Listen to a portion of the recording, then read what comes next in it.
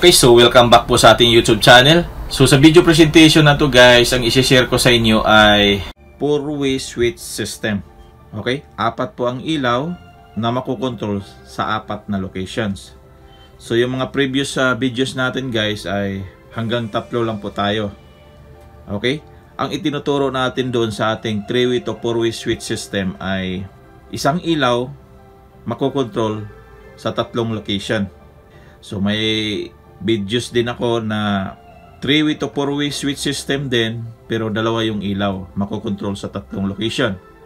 So dito guys, ang papakita ko sa inyo guys ay 3-way to 4-way switch system, or tinatawag din po to na intermediate switch system. Tinatawag din po ito na 2-way switch with intermediate switch system. Okay, so apat na ilaw na makokontrol sa apat na locations. Okay, mga materials na gagamitin natin guys ay dalawang 4-way switch or intermediate switch and dalawang 3-way switch or 2-way switch. Okay, apat na utility box, apat din na junction box, apat din na receptacle.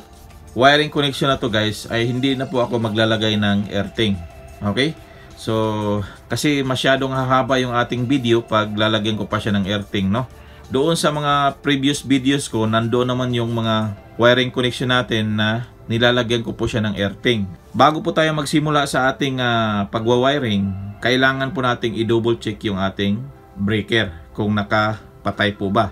Okay, so pangalawa, kailangan pong naka-gloves po tayo bago po tayo gumawa ng electrical wiring. So ang una nating gawin guys ay itong main source natin. Okay, itong main source natin. So latag na po tayo.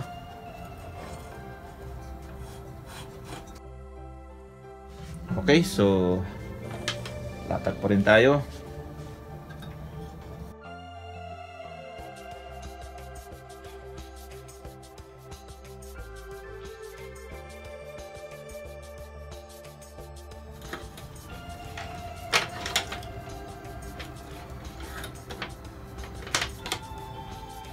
Itong wiring diagram na to guys ay isa din po ito sa mga practical exam sa professional verification program. Pero ngayon guys, binago na po nila, no? Professional accreditation program.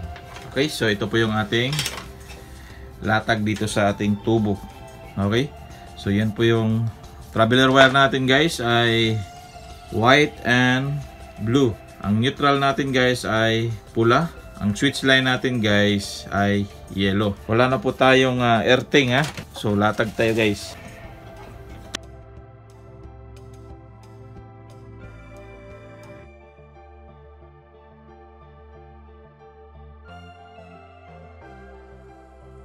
So ngayon guys, magsisimula na po tayo sa ating termination. Okay? Tandaan natin guys ha, yung main source natin ay ito po yung red and blue. Okay, so yan po yung main source natin. Okay, so magsisimula na po tayo sa ating termination. Ito po yung mga basic tools na kailangan natin sa ating wiring installation, no? At ang magpo-provide dito guys ay mismong testing center.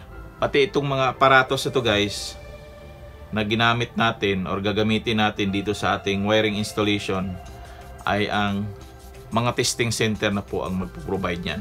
Okay, so ang gagawin lang natin ay i-install yung diagrams na naka-assign sa ating practical exam. Okay? Simula po tayo. Ito po yung ating main. Yan. So sundan nyo lang yung ating diagrams guys ha, na naka-display sa ating screen. So sundan nyo lang po yan. Okay, so ang una nating gawin guys ay i-connect natin yung ating mga neutral. Okay? So, ang neutral natin, magsisimula dito sa mi. So, lahat ng neutral ay pagsama-samahin natin. Ang neutral natin dito guys ay red. So, lahat ng red ay pagsama-samahin natin sa bawat ilaw. Okay? So, apat na ilaw yan. So, apat na neutral ang ilalagay natin. Simula tayo. So, splice muna natin.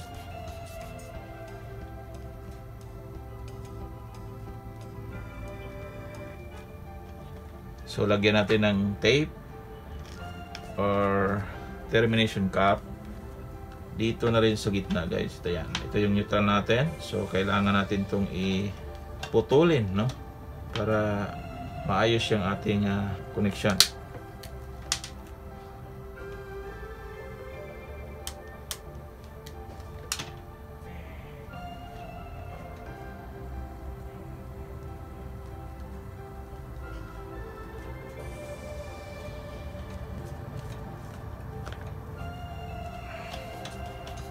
At dito din sa pangatlo. So putulin natin itong pula.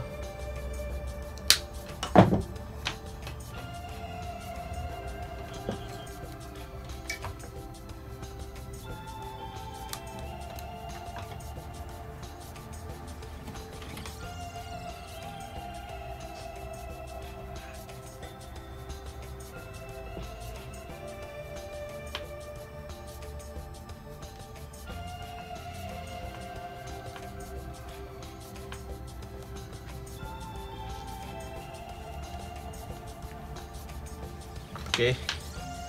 Dito na po tayo sa pinakahuling neutral natin guys.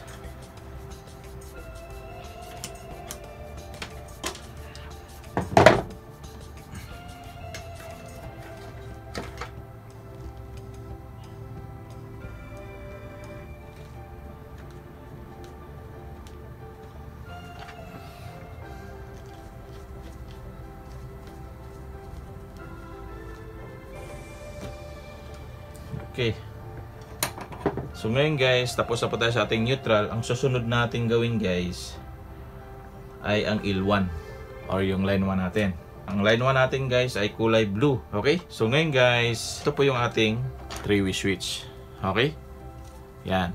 Ito po yung ating terminal sa ating 3-way switch. Okay? So ito po yung common, traveler number 1, traveler number 2. So yung ating line 1 guys ay always po dito sa ating common. Okay? So ilagay natin. Yan. Huwag na makita nyo.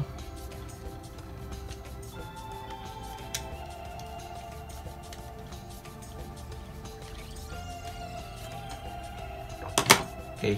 Okay, so tapos na po tayo sa ating line 1. So ngayon guys, isusunod natin yung mga traveler wire. Okay? So remember, ang ating traveler wire ay blue at saka white. Okay, so ang gawin nating traveler number 1 dito guys ay itong blue. Okay. So, yan, connect natin. So ito po yung traveler number 1 natin. So dito natin i-connect yung blue.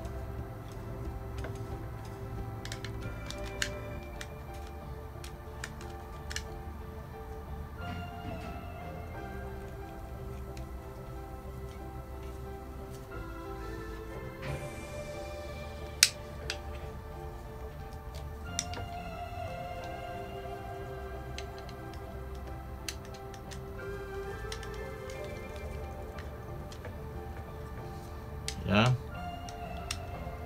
So, i-connect na rin natin. So, ilagay natin yung blue dito sa traveler number 1. Okay?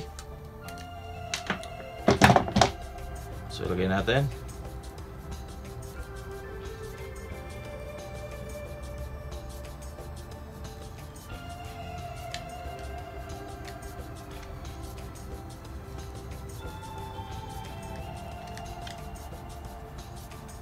Okay.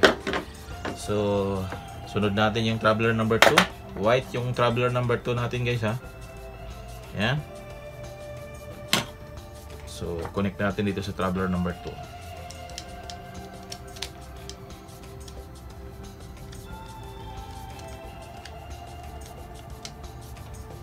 Okay. So, yan.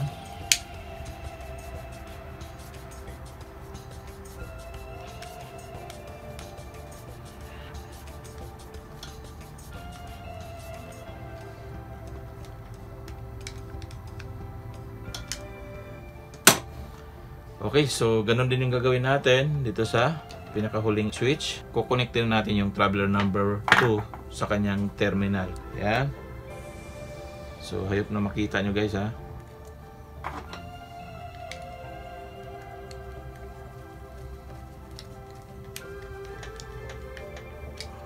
Okay. So ngayon guys, ang susunod natin gawin ay dito na po tayo sa gitna. Okay? So itong gitna na to guys, dito po nalilito yung mga ibang technician, no? Kasi dalawang 4-way switch yung ilalagay natin. Yan. So remember na ating 4-way switch ay ang terminal niya po ay L1, L2, L3, L4. Ganon din dito sa kabila. Parehas sila ng company, T&G, pero iba-ibang model. Okay? Itong isa 6 amperes lang, itong isa 10 amperes. Okay? So parehas po sila na may nakalagay na intermediate. Okay? So parehas din yung tagging nila. Ang magkaiba lang po ay ang kanyang amperahe. Okay, so connect na natin. Pag intermediate switch, always pong nakaikis. Okay? So connect na natin. So dito sa gitna guys, ito po yon. Ang traveler number 1 natin dito guys ay itong blue. So unahin natin itong blue. So putulin natin. Yan. So ito po yung ating intermediate switch. Okay? Yan. So ang ating traveler number 1 guys ay blue. So splice muna natin siya guys para. So yung traveler number 1 natin, i-connect natin sa L1. Yan. Sana makita nyo guys. Okay.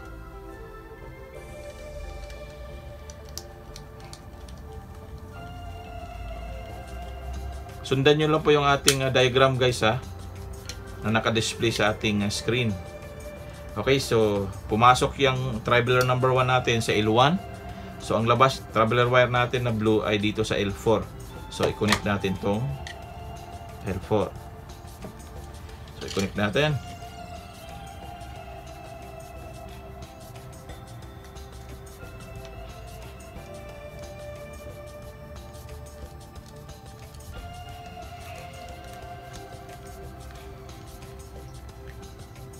Okay. Tapos na po tayo sa ating traveler number 1. So traveler number 2 na naman tayo guys. So itong puti, no? So tuloy natin.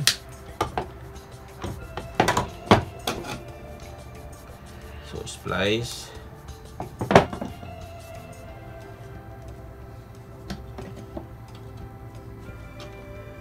So same procedure lang ating gagawin guys ha. So yung traveler number 2 natin guys ay nanggaling dito sa ating switch number 1. So ang pinagkukunikan niya dito guys ay traveler number 2. So ilagay natin dito sa L2 yung galing diyan. Okay, ito po yon. Yan. So connect natin.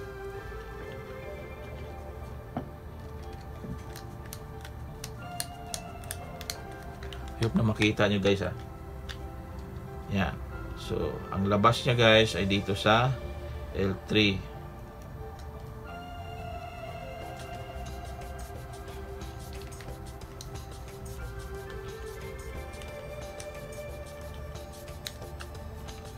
Okay?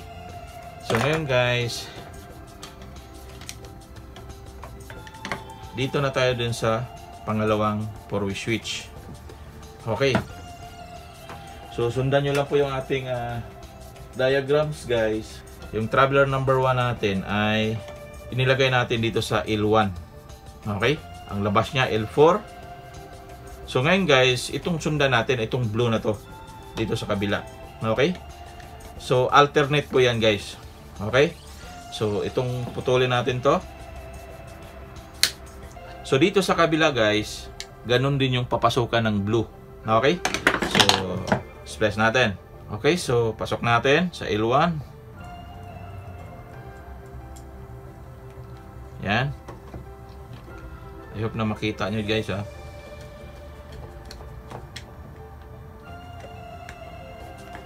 Yan.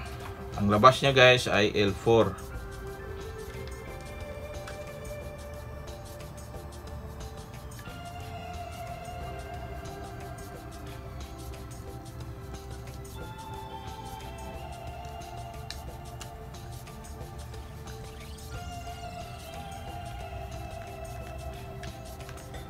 Okay, so Itong puti guys, ito po yung ating traveler number 2. So putulin na rin to. Okay.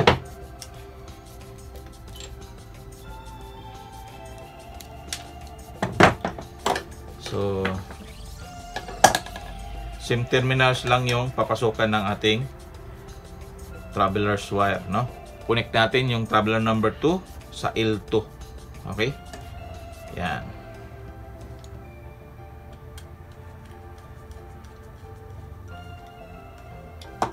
Okay. So dito sa last guys, ito rin yung ating L3.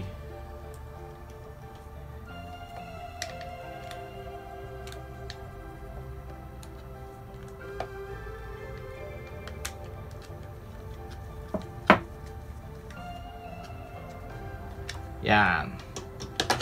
Okay, so tapos na po tayo guys sa ating mga switches. Okay, so dito na po tayo sa ating switch line. Okay. Yung apat na ilaw na yan guys ay magkasabay po yan. Iilaw, makukontrol dito sa apat na switch. So parallel lang po yung connection niya guys. So itong mga switch line natin ay yellow. Ito. Yan. So i-connect lang natin yan. Pag samasamahin lang natin yan dito sa ating yellow. Okay. So simulan natin dito sa pinakauna na ilaw.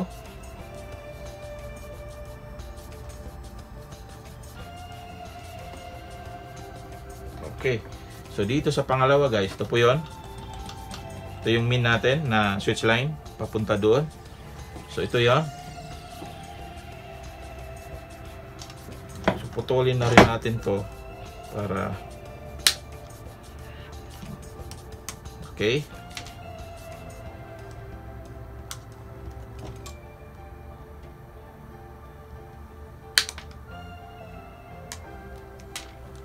May striper ako guys, pero mas gusto kong mag-splice. Okay? Pag madalian lang kasi yung ano na yan, yung striper na yan. Okay?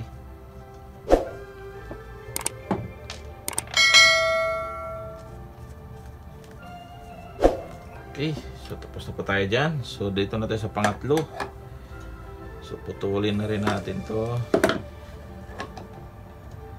Okay. So splice.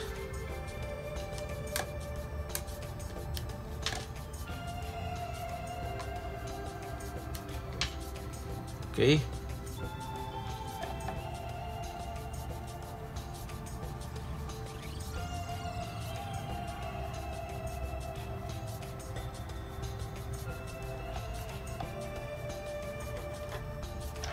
So, yan. Dito na po tayo sa pinakahuling switch line. So putulin natin, masyado mahaba. Ito guys, ito po yung ating switch line. Ito po yung konektado yan. At itong switch line natin guys, ito po yung ating ilalagay dito sa ating switch. Okay? Dito sa ating common. Ayan. Ito po yung pinakahuling switch natin guys. Okay? So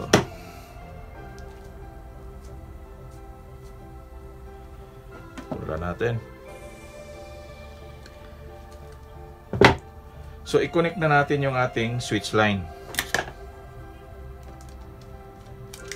So remember guys ito po yung output ng ating line 1. Okay? Ito tinatawag na switch line. Okay? I hope na malinaw sa inyo guys So connect na natin dito sa common. Pumasok siya doon sa common, ang L1, ang labas niya guys ay common pa rin, no? Okay, so madali lang po tayo natapos dito guys kasi wala tayong earthing Doon tayo sa earthing medyo magtagal So dapat nga naman talaga na may earthing, no? Pero doon sa ating mga previous videos guys, nandoon na po, may earthing na po tayo doon So kung gusto niyo pong malaman kung paano natin i-wiring yung earthing, paano yung connection ng earthing, so panoorin nyo lang po doon sa ating mga videos. Okay? So ngayon guys, dahil nasa exam po tayo, kailangan po nating i-kumplitohin natin yon. Okay? So I hope na malinaw po sa inyo yan. So ngayon guys, dito na po tayo sa ating mga receptacle. Okay? May nagtatanong din kung saan dito daw sa ating receptacle ay may tagging ba din daw na neutral or switch line. Wala na po guys. Ito po, kung makikita nyo dyan guys, yan po yung terminal ng ating receptacle. So wala tayong makikita dyan na may tagging. So automatic, yung isa switch line, yung isa neutral. Okay? So yan. So lagay natin yung ating neutral ay blue. Connect natin.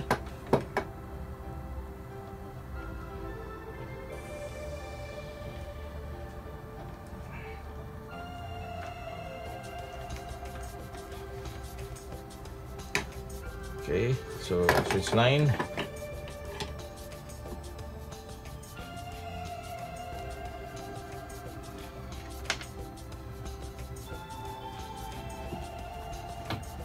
Okay.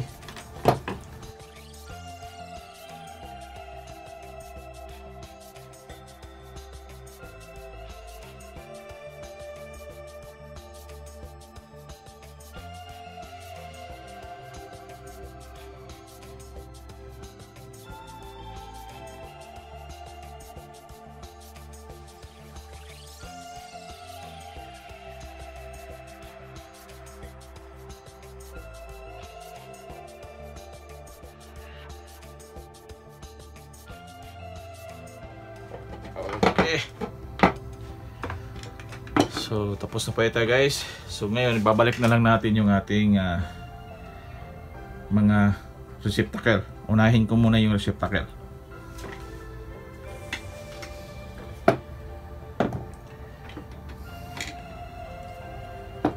Okay, so kailangan lang nating i-arrange.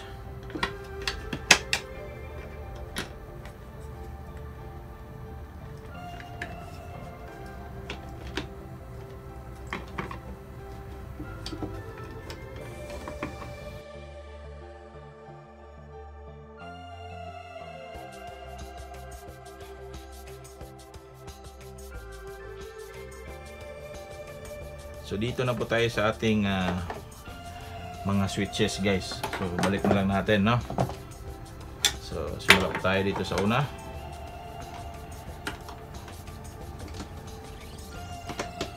So again guys, kailangan na nating i-arrange.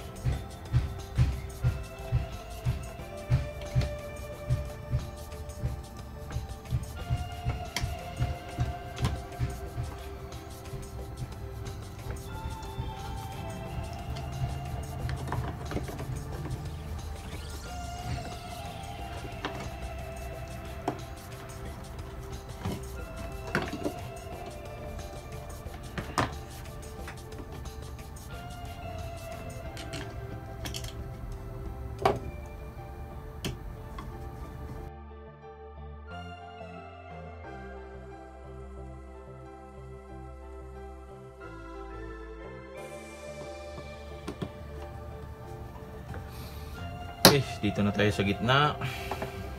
Ayan.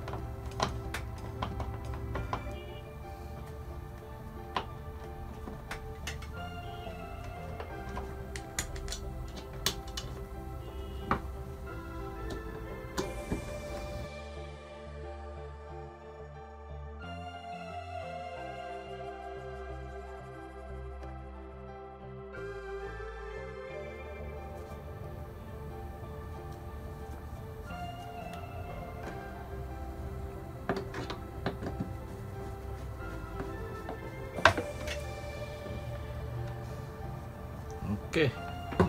So dito na po tayo sa last.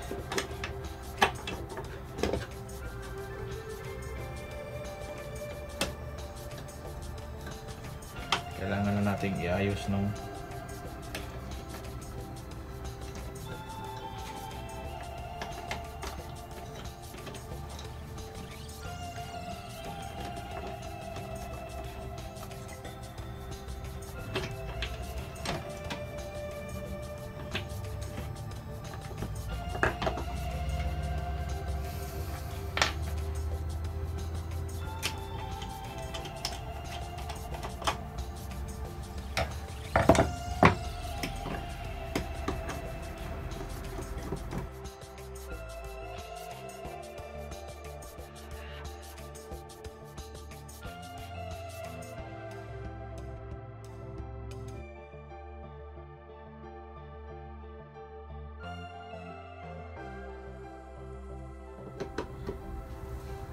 okay. So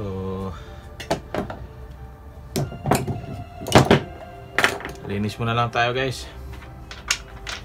Check muna natin ang ating wiring connection kung wala po bang problema. So yan. So check natin.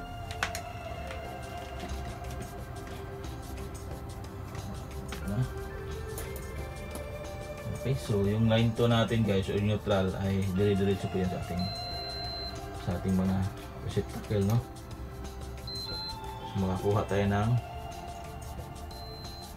continuity dyan. Okay, so ayos. Okay, so ito po yung ating mga ilaw na gagamitin. Okay, so yan, kulik na natin.